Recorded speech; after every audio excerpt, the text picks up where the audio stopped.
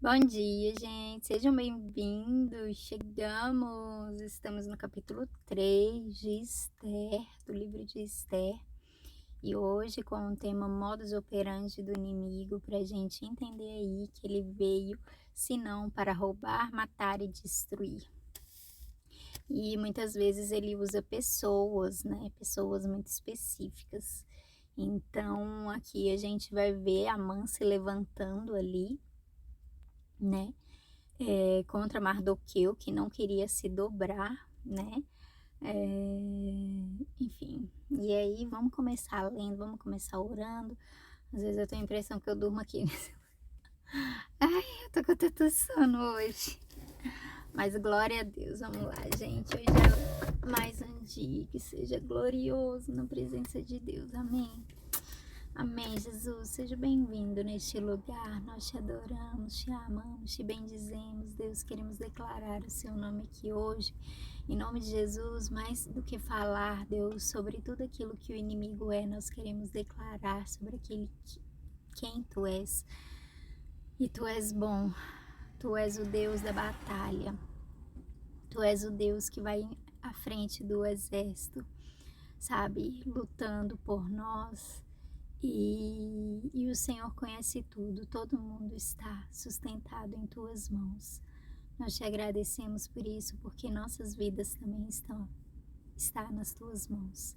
E nós sabemos que o Senhor não autoriza, sabe, nada, sabe, Deus, faça mal ao ungido do Senhor. Por isso nós te convidamos nesse dia e para operar em todo o nosso dia, no nosso trabalho, enquanto dirigimos, aonde estivermos, Pai. Fique conosco, nós oramos, te pedimos e te convidamos e te pedimos ouvidos atentos a esta palavra, em nome de Jesus. Amém? Então, bora. Bom dia, mãe, seja bem-vinda. Nossa, hoje eu tô com sono, viu? Queria dizer não. Amém, mãe, amém. Vamos lá, gente. Então vai dizer no capítulo 3, versículo 1 o seguinte: Depois disso, o rei Xerxes colocou um homem chamado Amã no cargo de primeiro-ministro. Amã era filho de Amedata e descendente de Agag. O rei ordenou que todos os funcionários do palácio se curvassem e se ajoelhassem diante de Amã em sinal de respeito. E todos os funcionários começaram a fazer isso, menos Mordecai. Ele não se curvava e nem se ajoelhava. Aí outros funcionários perguntaram a Mordecai por que ele não obedecia à ordem do rei. Todos os dias eles insistiam com ele para que obedecesse, mas não adiantava. Ele explicava que não obedecia porque era judeu. Então eles foram contar isso a Amã, para ver se Mordecai continuaria a desobedecer à ordem do rei. Amã ficou furioso quando viu que Mordecai não se ajoelhava em honra dele. E quando lhe disseram que Mordecai era judeu, Amã achou que não bastava matar somente Mordecai. Ele fez planos para matar também todos os judeus que havia no rei de Xerxes. No ano 12 do reinado de Xerxes, no primeiro mês, o mês de Nissan, Amã ordenou que tirassem a sorte, chamava-se isso de Purim, para decidir o dia e o mês em que os judeus seriam mortos. Foi sorteado o dia 13 do 12º mês, o mês de Adar. Vamos parar aqui rapidamente, então, para a gente comentar sobre essa primeira parte.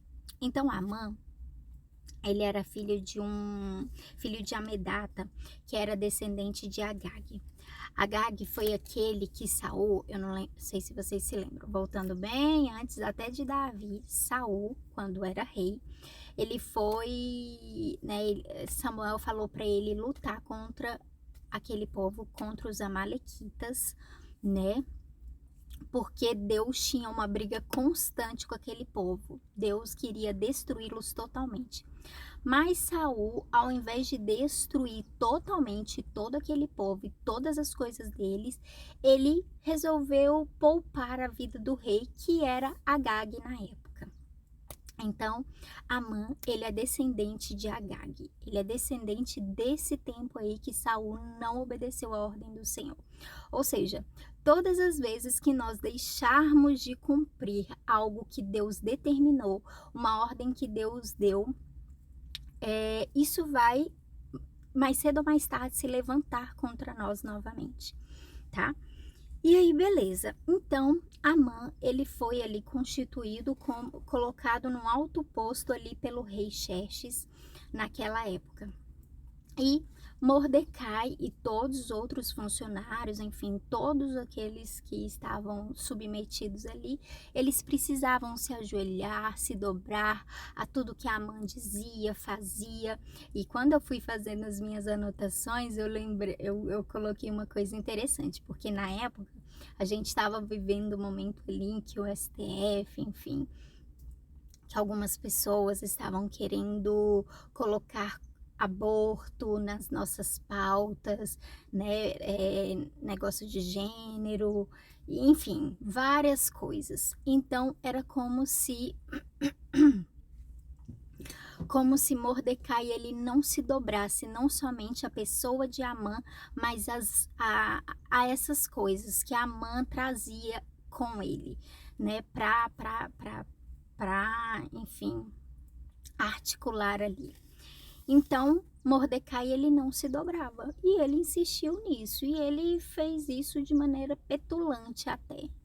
E aí, beleza. E aí os funcionários começaram a reparar naquilo, os outros pares dele, né? Começaram a reparar naquilo e ficou perguntando, por que você não se dobra? Cara, a gente tá aqui, a gente precisa se dobrar. Às vezes alguns até nem queriam se dobrar, mas eles não tinham coragem que que Mordecai tinha. E aí Mordecai virou e falou, não, eu não vou me dobrar porque eu sou judeu. Eu não concordo com isso. E eu não vou me dobrar a isso. E aí, beleza. E aí eles viraram e então eles foram contar, porque eles às vezes até queriam fazer a mesma coisa que Mordecai, mas eles não tinham coragem. E aí, quando a pessoa não tem coragem, eles vão tentar te sabotar também, virar e falar, se eu tenho que fazer, você também vai fazer, meu filho. Porque a gente pode não concordar junto, mas mas eu não tenho a sua ousadia, então eu quero que você faça a mesma coisa que eu tenho que fazer. E aí, beleza. Então eles contaram para Amã e Amã ficou sabendo daquilo e ele ficou furioso. Ele falou: "Como assim? Como assim? Ah, é? Mordecai não vai se dobrar a mim, não? Pois então, ok." Deixa eu contar uma coisa, realmente, esse povo é um povo que não se dobra. Há muitas das coisas, não é só Mordecai, não, é o povo inteiro. Então, eu não quero só a morte de Mordecai, eu quero a morte de todo o povo judeu. Gente, ele queria exterminar o povo judeu. Então, aquele era um momento assim ímpar na história em que em todas as províncias, em todos os lugares, eles decretariam algo contra os judeus. E aí, beleza. E aí, eles tiraram ali a sorte no mês de Nissan, que era o primeiro mês ali, abril, né? Que a gente já viu mais ou menos. E saiu a sorte, né? Para que eles cumprissem isso no último mês, no mês de Adar, que era o último mês do ano. Ou seja, passariam-se 12 meses eles naquele desespero de tipo, cara, todo o nosso povo vai ser exterminado. E aí, beleza. E aí vai contar no versículo 8 que Amã foi e disse ao rei: por todas as províncias do reino está espalhado um povo que segue leis diferentes das leis dos outros povos. O pior, ó rei, é que eles não obedecem às suas ordens e por isso não convém que o Senhor tolere que eles continuem agindo assim. Se o Senhor quiser, assine um decreto ordenando que eles sejam mortos, e eu prometo depositar nos cofres reais 342 mil quilos de prata para pagar as despesas do governo.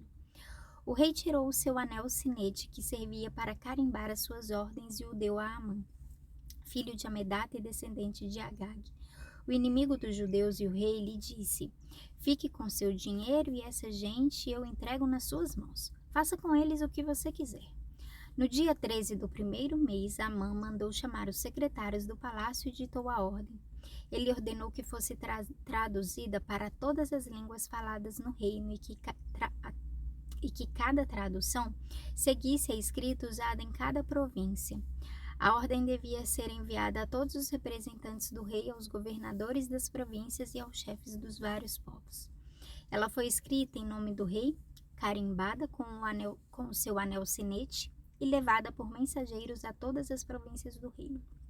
A ordem era matar todos os judeus num dia só, o dia 13 do 12º mês, o mês de Adar. Que todos os judeus fossem mortos, sem dó nem piedade, os moços e os velhos, as mulheres e as crianças. E a ordem mandava também que todos os bens dos judeus ficassem para o governo. Em cada província deveria ser feita uma leitura em público dessa ordem, a fim de que, quando chegasse o dia marcado, todos estivessem prontos. O rei deu a ordem, e os mensageiros foram depressa a todas as províncias, e em Suzã, a capital, a ordem foi lida em público. O rei e Amã se assentaram para beber, enquanto a confusão se espalhava pela cidade. Então, gente, aqui a gente vê... Então, parece que o rei Xerxes, ele nem se importa, como se fosse um punhado de barata ali que ele precisava, né, desinfetar. E ele vai virar e ele vai falar, ok, faz com eles o que você quiser, tá? Aqui o meu anel sinete, que era um anel que representava autoridade e identidade, principalmente do rei ali, quem tinha, né, aquele comando. E aí, beleza. E aí ele entregou para Amã fez tudo muito bem bolado e ele colocou, aqui vai dizer, na escrita de cada um. E aí, quando a gente vai ver o significado da palavra escrita, fala no caráter de cada um, naquilo que, como é que se diz? Naquilo que era próprio de cada povo, para ninguém... Para não parecer assim que, meu Deus, eles querem exterminar, eles querem matar esse povo. Não, eles colocavam como em bonitas palavras, em boas palavras ali, como se fosse um favor que ele estivesse fazendo àquela sociedade, acabando com aquele povo. E aí, beleza. E aí vai falar que foi determinado esse tempo, né, esse dia, e aí todos deveriam ficar cientes para que naquele momento eles pudessem pegar, né, e não deixá-los escapar de maneira nenhuma. E aí, essa parte aqui, essa tradução não fala, mas em outras traduções, eu acho que até na Almeida Atualizada vai falar que ele queria destruir, matar, aniquilar e roubar, saquear tudo que era deles. E se a gente vai para o Novo Testamento, o Senhor fala para nós que o inimigo vem senão para roubar, matar e destruir. Porém, eu vim para que tenham vida e vida em abundância. Aqui estava determinado exatamente o tempo ali de Adar, o último mês. Para nós, né? Ali para eles era entre março, né? Para nós seria o mês de dezembro. Então foi promulgada essa lei em janeiro e para nós seria o mês de dezembro. E a gente sabe que Jesus não veio exatamente nesse período, mas seria exatamente esse tempo de salvação em que o Senhor, um Salvador, né, viria para salvar ou não. E aí, beleza, e aí vai falar que eles espalharam aquela notícia e que a cidade ficou em pânico, em pavoroso, totalmente perplexos, né? E termina o capítulo assim, falando que eles ficaram perplexos, e perplexo vai falar sobre confusão, né? Confusão na mente, confusão de espírito, então eles ficaram com medo, né, gente? Quem não? E é isso. E aqui, sabe, então assim, foi um ano ali muito duro para eles, de muita perseguição, né, de muito desespero, de medo realmente, de pensar, cara, acabou pra gente, acabou. Então é isso. E o capítulo só trata sobre isso, por isso que eu coloquei aí o título como modus operandi do inimigo. O inimigo quer deixar a gente assim, o inimigo quer deixar a gente perplexo, desesperado, né? Passar um ano ali nesse sufoco, nesse ai, não vai dar certo, não vamos dar conta, não vamos resistir, não vamos, né? Quanto tempo a gente não já tá assim? Mas há um Salvador e a gente vai ver nos próximos capítulos. Amém? É isso. Simbora pro nosso dia com muita paz de Deus. Tá bom? Obrigada, mami. Oi, Alex chegou por aí. Deus abençoe, gente. Tchau, tchau.